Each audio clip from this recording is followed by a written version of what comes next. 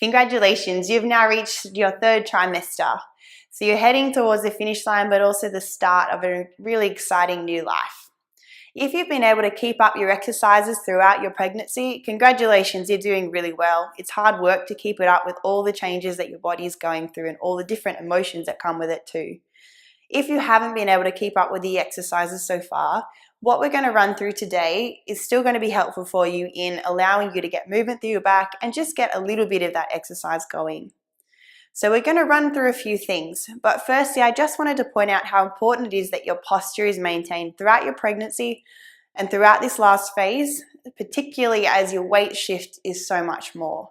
So you really want to think about when you're sitting or standing, am I standing tall or am I leaning off my hips while my baby is out in front? Try to think soft knees, chest up tall, and just slightly lower your chin. And just have that in mind when you're sitting down or when you're standing up. Another thing, hopefully you've been able to keep up a little bit of walking throughout the process of your pregnancy. If not, don't do much more than you think you could. So 10 to 15 minutes, keep it just at a minimal, but what you're comfortable doing. If you have been swimming so far, that's probably been great and you're used to that. If you haven't yet tried it, now is probably the best time to jump in the pool and just allow your body to move freely in there and pain-free. You're going to find that each time you go to the pool is such an important time in your day where your body gets just some sort of break. So I'd really encourage you to start just getting into the pool. Obviously the cool pool, not the hot pools here in Moree, but get yourself in there and get yourself moving. We're going to run through 8 exercises today. 3 that are still a bit of strength work, but mostly it's now just getting your back and your body moving and keeping it nice and loose and free. So firstly, I just wanted to talk a bit on pelvic floor. If you've been able to do your pelvic floor exercises throughout the last 6 months, then you're up to a good stage. And I want you to think about now the part of the pelvic floor where you're actually letting it all go out. So once you're able to hold it and contract your back passage, your front passage, if you'd like to revise that, you can go to the first trimester video that we did. But once you get to that phase where you've contracted your pelvic floor, your front and your back passage, and then you're letting it go, it's important that you can control that release for about 5 seconds and completely open up that area. And that's going to allow you to be able to just control and relax a little bit during when you're giving birth. So I'd encourage you to just put a big focus on your pelvic floor, continue it. It's harder now while you've got all the weight, but keep going with it and just focus on being able to let it all go. So your second exercise is just continuing with a bit of core. So if you've done your core exercises throughout, then you can jump ahead and try this. If not, probably let this one go. So down on all fours, go this way. So you want to be comfortable, knees under your hips, hands under your shoulders. And what you're going to think about is that TA muscle again and turning it on. So that's your belly button up to spine.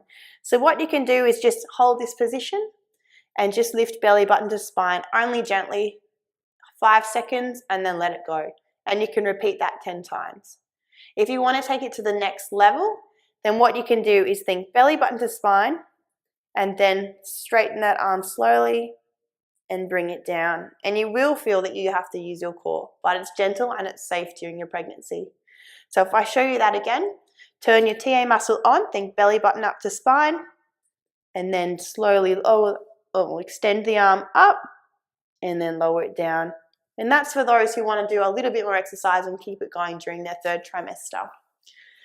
Again, the squats, I love the squat, it's the most important one. So I want you to maintain this 10 to 30 squats a day. Or more if you're able. So it's your feet underneath your hips, hands out in front. Make sure it's your bottom that's going back and then coming up. Just remember to keep using that pelvic floor whilst you do your exercises. So posture's on, pelvic floor's on, bottom goes back, squeeze your pelvic floor in your bottom and lift back up. So maintain your squats. So our next 5 exercises are more for movement, more for freeing up your joints.